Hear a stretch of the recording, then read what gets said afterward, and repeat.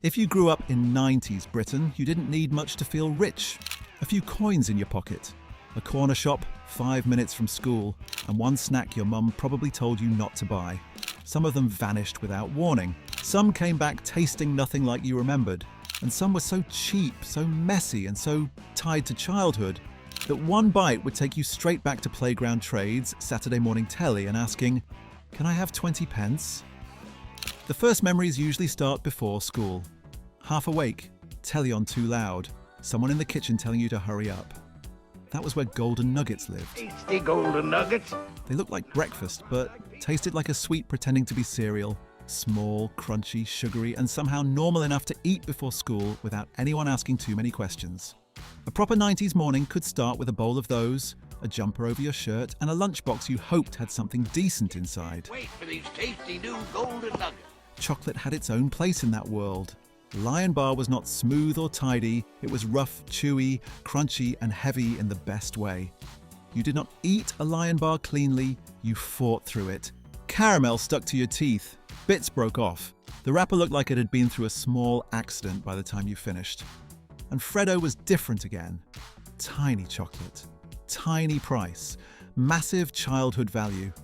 Back in 90s Britain, a Freddo was not just a snack, it was proof you still had money left. Freddo's fantastic! If you could buy a Freddo and something else, you felt like you had beaten the system. That was the first rule of 90s snacks. Some made you full, some made you hyper, some made you feel rich with 20 pence in your pocket.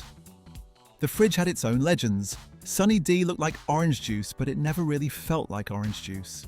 It was louder, sweeter, almost glowing. For a while, it felt like every kitchen had a bottle somewhere near the milk, and every kid knew exactly what it was. Adults saw a drink, kids saw power. The freezer was a different world. Mr. Freeze ice pops were summer in plastic. You would bend one from the pack, struggle to open it, cut your mouth on the edge, and still drink the melted bit at the bottom like it was treasure. No bowl, no spoon, no patience, just cold syrup, sticky hands, and 5 minutes of silence in the garden.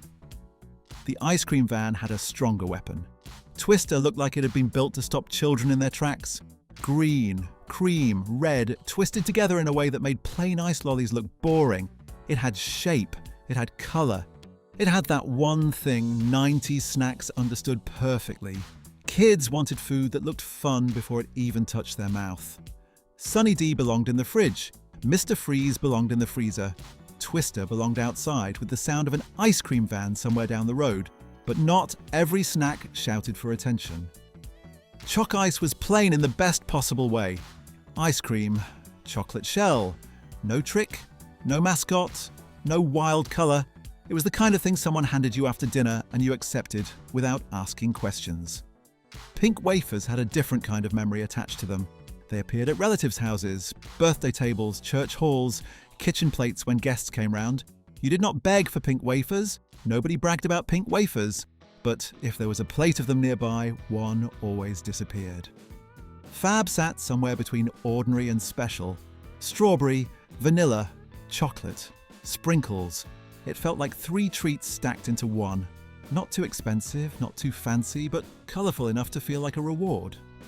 That was the quiet side of 90s Britain. A choc ice after dinner. Pink wafers on a plate.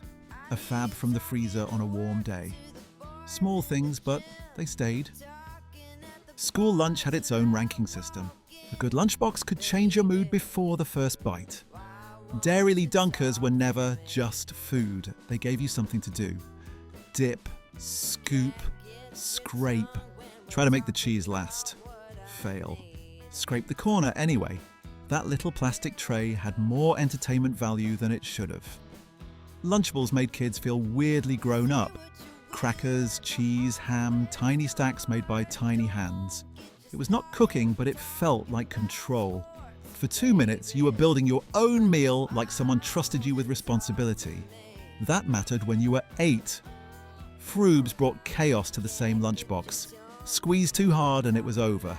Bite the top wrong and your jumper paid the price. Freeze one overnight and suddenly it became better than the original. All up, Frubes! Rip their tops off and eat them all up! Some snacks hurt more because they disappeared.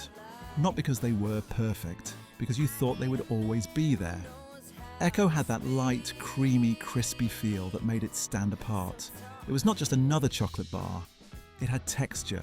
It had its own lane. It felt like one of those 90s ideas that actually worked. Mars Delight felt like a new version of something familiar, lighter, crispier, a bit more grown up. For a while, it seemed impossible that something with the Mars name could just vanish from normal life. But it did. Spira still feels like a lost piece of British chocolate history. 2 twisted chocolate tubes, smooth bite, a shape you remembered before you remembered the taste. And of course, people used it as a straw for hot drinks because 90s kids always found a second use for anything. Echo was the quiet favourite. Mars Delight was the one that left too early. Spira was the one people still talk about like someone took it personally. That is how nostalgia works. Not every playground snack was about size, some were about identity. What you had said something.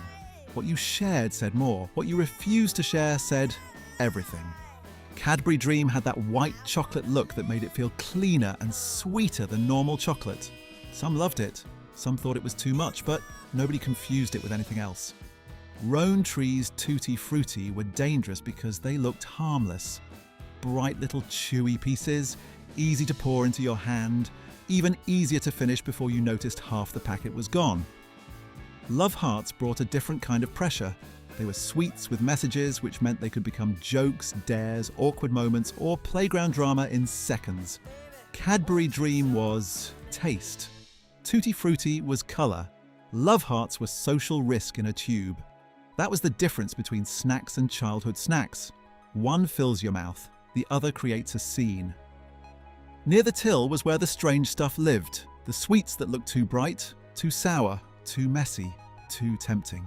Quenchy cups were tiny but powerful. Little plastic cups filled with sweet colour. Nothing about them felt serious, and that was the point. You bought them because they looked fun and because you could. Chupa Chups were the more classic choice. Round lollipop, recognisable wrapper, long-lasting enough to make the walk home feel shorter. You planned to keep it in your mouth for ages, but most kids cracked it with their teeth before the end. Brain Licker belonged to a different category. It was less like a sweet and more like a dare, a sour roller bottle that made kids pull faces and pretend they were not bothered. Adults looked at it like a chemical warning. Kids saw a challenge. Some sweets stayed in memory because they were odd. Not better, not bigger. Just impossible to forget. Mauam stripes were bright, chewy, and easy to share until sharing became a mistake. One strip turned into two turned into a nearly empty packet, and suddenly, generosity had limits. Rainbow drops looked like food from another planet. Light, colourful, strange. They did not feel like chocolate, crisps, or proper sweets. They were just rainbow drops, and that was enough. Parma violets split every room. Some people loved them, some said they tasted like perfume, but that is why they lasted in memory. A forgettable sweet does not start arguments decades later. Old school sweets had rituals. You did not just eat them, you handled them, played with them, made a mess with them. Refreshers had that fizzy bite that made your mouth wake up. They were simple, but they had movement. The sweet did something back. Drumsticks had the chew everyone remembers. Pink and yellow, sticky wrapper, that classic sweet shop feel. They were not trying to be modern, they did not need to be. Dip Dab turned a sweet into a full process. Lick the lolly, dip into sherbet. Repeat until your hand was sticky and the paper was ruined. That was part of the fun. The mess proved you had been there. Some of these snacks are still around. Some changed, some disappeared completely. But if you remember the taste, the wrapper, the price, or even the argument about which one was best, you were there. You were there for plastic lunchboxes. You were there for sticky fingers. You were there for the version of Britain where a few coins after school could make the whole day feel better. Comment the snack that instantly takes you back. Share this with someone who grew up in 90s Britain. Subscribe for more British nostalgia, like the video if even one of these made you feel like a kid again.